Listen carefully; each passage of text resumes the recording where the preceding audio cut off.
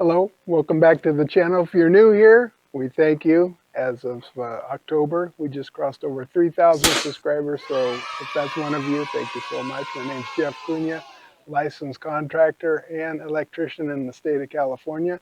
Today we're going to be working on boxes. Specifically, what do you do when you have a nice porch post to protect the base but also to make it look better? So we're going to show you what we're up against. So in this case, we have these good looking brackets up here. They're quite beefy. This is our Simpson bracket, as you can see. But down on the bottom, it looked a little anemic, to be honest, because of the bracket that actually goes down into the concrete is small compared to what's up there. So we thought we would beef it up. We want to protect the bottom of these posts, obviously, because rain can come down and get on the bottom of the post, cause some problems. Also, in the past, we've used 1x to wrap these posts. In this case, we're using 2x8 fascia board material in order to give it some beef, but also to protect it the best that we could. We cut this on our table saw, 22.5 degrees to give it a bevel. What that's going to do is allow the rain to come down and also to shed off this bottom post. The worst thing that can happen is you get moisture behind these boxes. So we used Volcom sealer on this because even though it's, as of 2023, $11 a tube, it's the best thing for this. So this is the product that we use, and really it's demonstrated itself to be awesome. Volcom 116. We used this in roofing for years, and what we like about it is it can be out in the sun in California, 110 plus on the top of the roof, and you can go back 10 years later and it still hasn't cracked. So awesome product. We're using that, not sponsored, but we're using that around these bases in order to seal this from any moisture to get in behind there. Now, to let you see what it looks like, this isn't the bracket that's under there, but it's an example. 1-inch standoff bracket. So what you're going to have typically at the bottom of your post is something that looks like that. So what we're going to do is a little bit of construction meets DIY arts and crafts, because we want the top and the bottom to match. And we'll show you that in a minute. But first I'll show you the table saw, just how we have it set up. In order to get that bevel on the top of your fascia board, this is 2x8 again. We set our table saw at 22.5 degrees.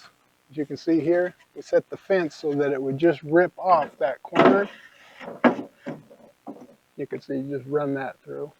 Kind of cool too. We used all scraps we put fascia board on this whole project, so we were able to use scraps of this 2x8 for 90% of these post wraps. So here we have at the top of the post what that looks like with the bolt-on system, and here's what we come up with the base of the post. So you see our Porch post wrap, that's that 2x8 fascia, and then you can see, well, what's this now? This is a piece of hardy siding, and then we got these Simpson bolts that basically just screw on, painted it black. And now when you back up, you can see that this is going to really anchor our porch. Not that you need a tool like this, but if you have one, you can borrow one. A friend of yours has one.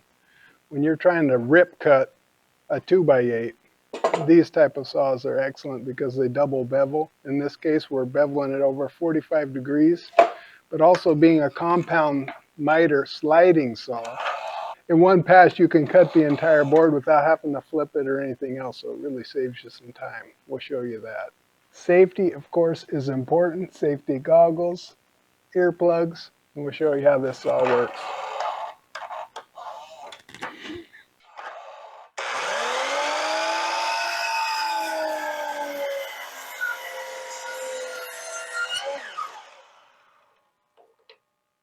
So in one pass, you can cut a 2x8 on a 45. Awesome tool if you have one. Since we were doing siding on this project as well, we had the cement siding. So what we did was just take pieces of cement siding, rip them down into this shape. We're using this as an example. Instead of using the front where you can see all the wood, we're using the back so it looks like metal. So once you get your example, and what we did was just got this same measurement and dimension from our bracket. So this is our template.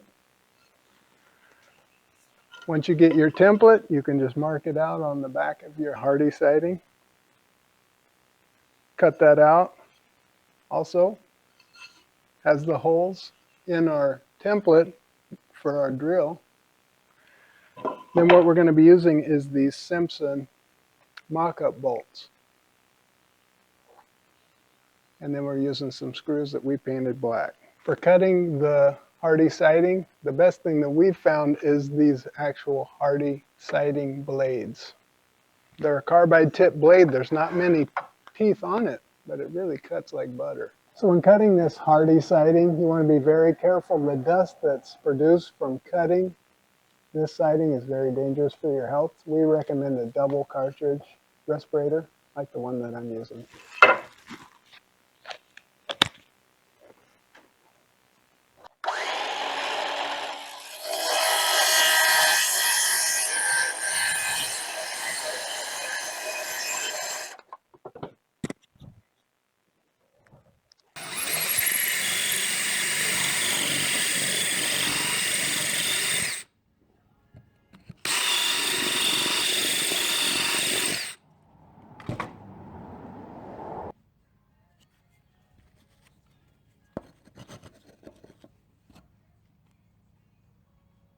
So here's what our mock-up bracket looks like after it's been painted.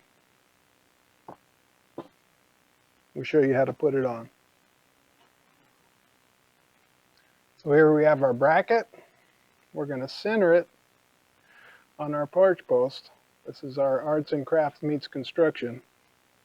Here's our Simpson bolt mock-up. Here's our screw.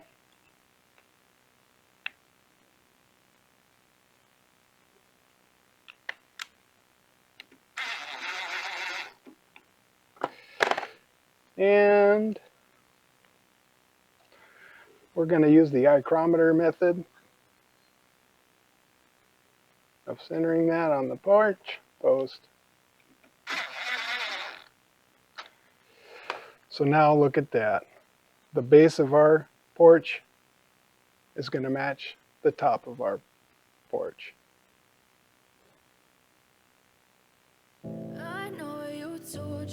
This isn't sponsored, but these Simpson Outdoor Accents accessories, they have a whole line of all types of accessories. But in this particular case, this is the mock-up bolts, which make this look like a heavy-duty foundation. It hurts to watch your blue eyes fade to gray as you fade away. That's it for today's video. We thanks for watching. We'll see you on the next one. Bye now.